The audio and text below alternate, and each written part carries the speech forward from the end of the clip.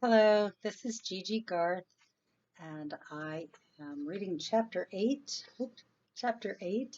of Dragon Slayer of the Pink Sand Dead Sea Desert as part of my Gigi Garth Beach Reading Back to School Book Report series.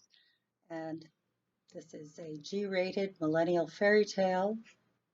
Younger students can read it, but maybe mom and dad would want to read it first. Because it does deal with some rich adult topics, um, but it is G-rated. And it's available at Jump Master Press link below, my publisher, together with my first book, which is a collection of my first 4 novels that were published by Bantam Doubleday Dell were just republished by Jump Master Press in 4 scary books in one. This is a vintage pre-cell phone chilling tale set in New England. And some people will remember them. They were 20 years ago, so some of you were teenagers when it first came out. Now you're parents um, will want to read Dragon Slayer. So here goes. Chapter 8.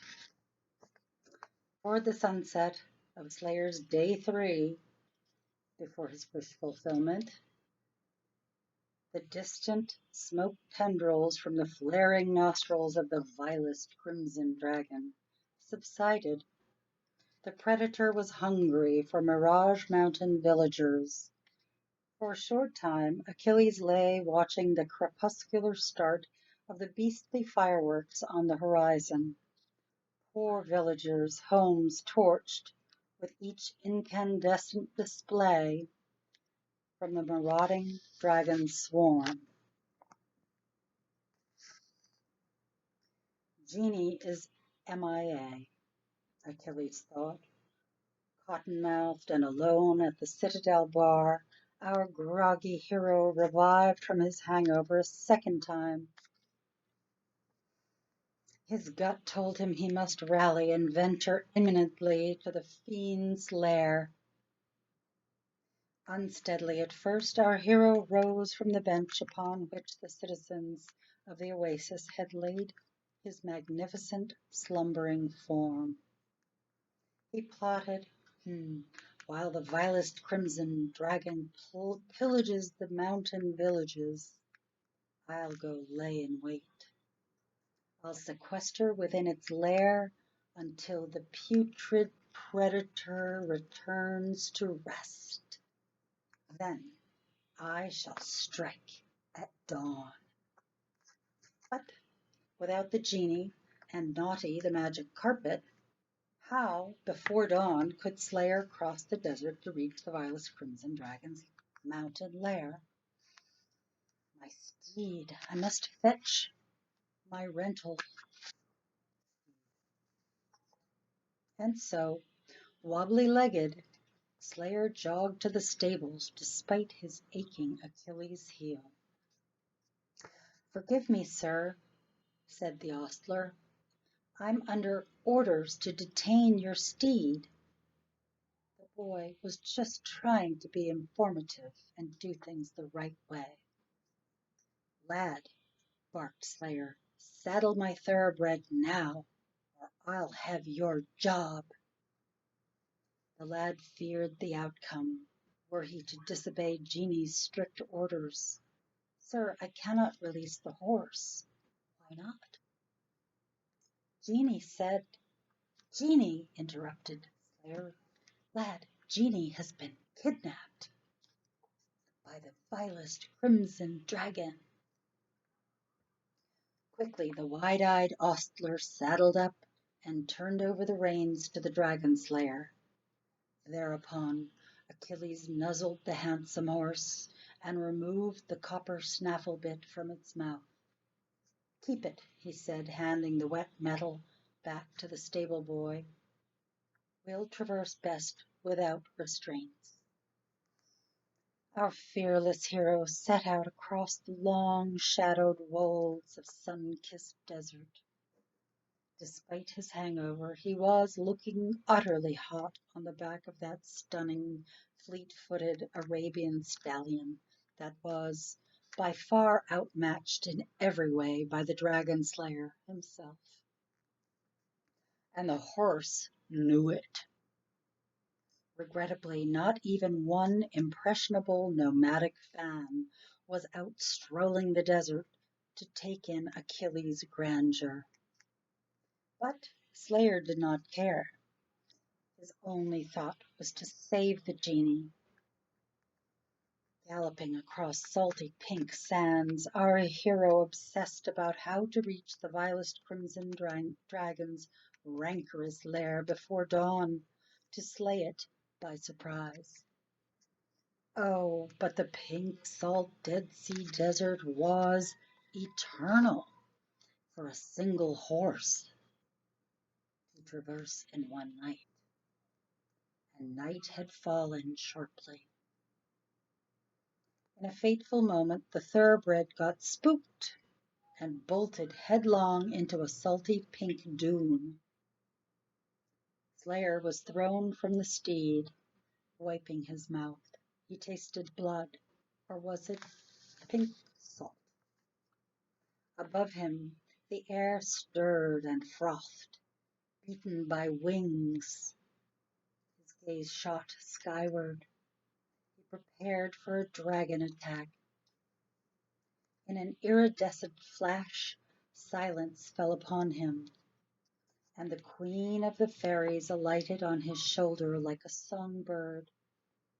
Her minions rested too, tangling themselves in the horse's mane and swinging from its tail. Thankfully, you have recovered, Slayer, the diminutive fairy queen chimed, in time to help us with a new challenge. I fear the genie has been taken by the vilest crimson dragon. Your Royal Highness, I'm going now on that very rescue mission, replied Slayer. I shall slay the dragon and save the genie. Are you aware that even the fine steed you have won't get you there in time? Your Royal Highness, I know, she cut him off. You're trying, but you're too slow. What options have I, Your Majesty?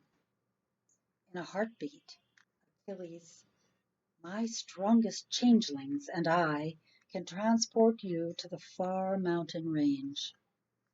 Thank you, Your Royal High. I'm not done speaking, Queen Elizabeth replied irascibly. Our safe return is gravely imperiled. How can I help you, Queen Elizabeth? Achilles listened closely. Such distance we can do one way, to or fro. You see, our priceless fairy dust isn't diesel. What's your price? Asked Slayer respectfully. Fairy dust, replied the royal matter-of-factly. We require sufficient fairy dust to reach and return the Mirage Mountains. Your Majesty, how much is that? Equivalent to a king's ransom. She expected Achilles was shrewd enough to read between her lines. Wisely, Slayer recognized the queen's discreet bid that he should pay her emolument with the entire cave filled with priceless treasure of the vilest crimson dragon. Without a doubt, Slayer knew that his friendship with Genie was worth every last dragon's cash on Earth. He did not, however, mention this, as he elected to leave himself room to negotiate with the Fairy Queen, if need be. Diplomatically and at once, Achilles conceded to the Queen's request as he removed the saddle from his mighty steed and gave it a soothing pat-a-pat. Dear Queen Elizabeth of the beloved fairies, Slayer began, I want only a happy life and prosperity for you and your team. Already you helped me by bringing me into the oasis where I have experienced bliss and friendship beyond measure. I beg you to help me now to cross the desert. Before the impatient little waif could interrupt him, Slayer completed laying out his terms. The vilest crimson dragon's treasure is yours, dear queen. In fact, a tithe of cash of all my future slaves shall be yours as well, if Genie lives. He thereby left the queen no wiggle room for doubt or a buyer's remorse bout of sovereign entitlement. Lest she ask for a higher percentage, he nailed down their deal fair and square. Agreed, said the hovering sovereign. Let's be off then, shall we? Slayer freed the Arabian back to the oasis, and then he found himself aloft, buoyed along swifter than any thoroughbred through the bituminous night sky, far above all Dragon's radar, upon a thunderhead of glittering fairies. To the Dragon's lair, the minuscule sparking queen led the charge toward a dawn of doom. Sleep deeply now, Slayer, or we shall all perish at the pleasure of the vilest crimson dragon. Our hero drifted off to sleep on the fairy cloud, and he recalled that it remained for him to receive his singular wish on the fourth day. That is, to get the one wish stored in the genie's lamp, the one wish Slayer had hoped for all his life. The one wish he had revealed to no one in the world, ever. But right now, that singular wish was the least of his concerns. Right now, he sought to save his massive friend from the menace of the meanest, canniest, reddest dragon on earth. And to do so, he intended to skewer the cretinous critter after its final night on this earth, laying waste to innocent villagers. But what if Genie has already been consumed? He wondered, weeping quietly at the likelihood that his dearest friend was no more. Slayer cried himself to sleep. Thank you. That's the end of chapter 8 of Dragon Slayer of the Pink Sand Dead Sea Desert. The link is below if you'd like to read it from end to end. Buy it from the publisher together with my first book, the 4 scary books in one, dragons and werewolves. It's got everything. So thank you for your time and be well.